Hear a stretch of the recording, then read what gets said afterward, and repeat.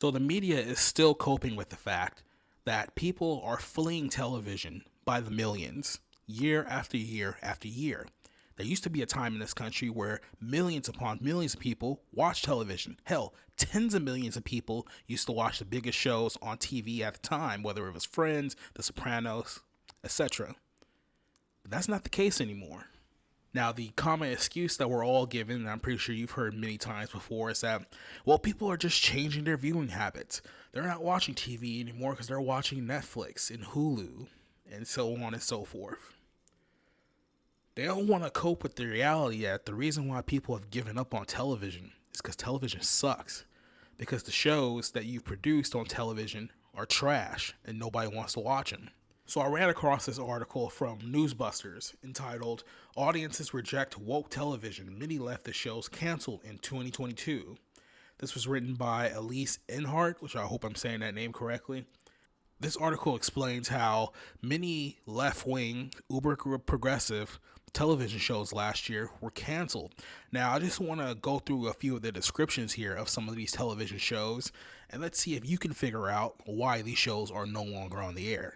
When it comes to progressive TV, they pretty much only have three notes that they hit. Well, I guess you could say four notes that they hit these days with progressive television shows, and that's LGBTQ, that's pro-black, anti-white television, and then you also have, of course, the anti-Christian narrative. And if you watch a lot of the bigger shows, especially the ones that are promoted by left-wing outlets like the Huffington Post or the Daily Beast, the shows that they love the most have at least one of these three elements to them. Now, last month, Showtime announced the cancellation of a TV show called Work in Progress, which was a show that was self-described as a show about a 45-year-old self-identified fat queer dyke. Remarkable. Now, this show tackled hard-hitting issues such as the issue of gender reveals for babies, and it would make profound statements like gender reveals are heteronormative bullshit that ruins lives. Now, this is an actual dialogue from this show. There's two characters, one called Abby and one called Maddie, and I just want to go over a couple of lines. This is the type of television that they write, and you wonder why no one wants to watch it. Now, they're in a lunchroom, I guess, and they're talking about a gender reveal party. This is word for word actual dialogue from this show. Abby says, "No, my boss is pregnant, and she wanted to have a gender is a spectrum reveal party." Maddie says, "What are they revealing?" Abby says, "My boss is an exhausting human being. It was originally going to be a gender reveal party, but it got changed after an anonymous complaint to HR." Maddie says, "Nice." Those douche chills that you feel right now, that's how everyone felt watching the show. And it got canceled after one season. This is only the beginning. How about another show that was on FX called Y: The Last Man? It was canceled after one season. Why? Well, the show was basically a dystopian show about an apocalypse where all the biological men were killed, but somehow it still left transgender people completely alone. And it also had ridiculous lines like, "We found plenty of men, none with a Y chromosome." So the apocalypse kills all men, but somehow leaves the men who identify as women. Great writing. 10 out of 10. Other LGBTQ shows that got canceled were Freeform's Everything's Gonna Be Okay, which featured a wedding about two aromantical homosexuals, which apparently is a new sexual identity among the thousands that nobody knows and probably aren't real to begin with. And then, of course, you have Lena Dunham's Generation on HBO Max, a show that was canceled after one season, a show that was known for its incredibly cringy dialogue that included a child asking two gay men if they were going to touch penises. These are the shows that they write, and then they make excuses to why nobody wants to watch them.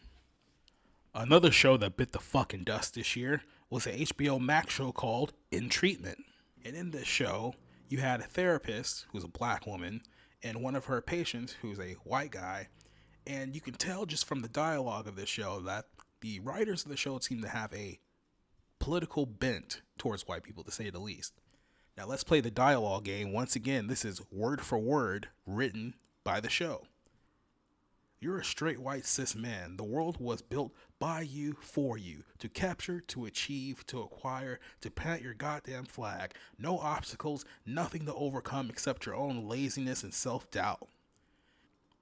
And the rest of the world pays the price when you don't feel adequate because you don't have a motherfucking clue about why you're feeling or why you're feeling it.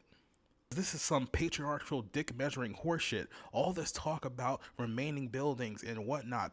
Because so and so was a monster. I could say take them all down. If your name is on the side of a building, chances are you did some horrendous shit to get it there. Philanthropy is just a way to wash away the blood of your billions. Can you taste the hostility? There's a laundry list of shows on this list that have nothing but utter contempt for the people who they allegedly want to actually watch these shows in the first place. You can look at shows like Showtime's Black Monday, which took multiple shots at Christians and conservatives.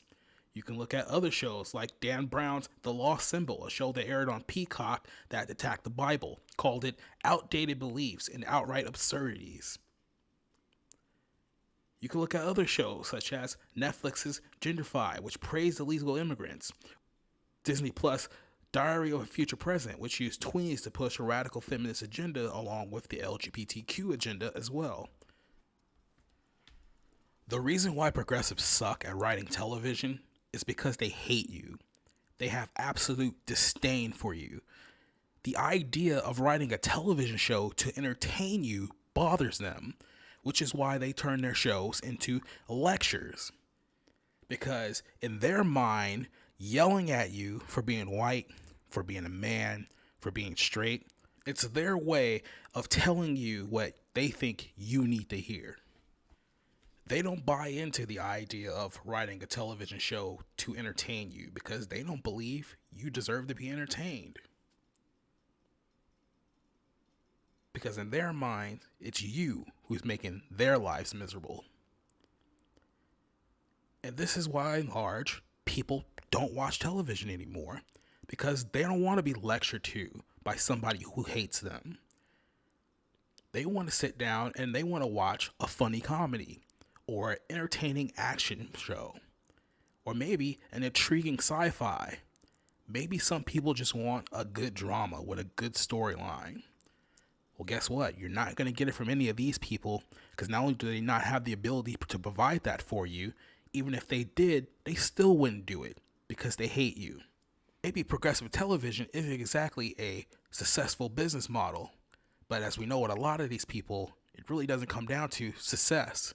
You're dealing with socialists and communists, that is. They don't believe in the idea of producing television that is popular with the masses. They believe that the messaging within these shows are far more important than the success of the shows.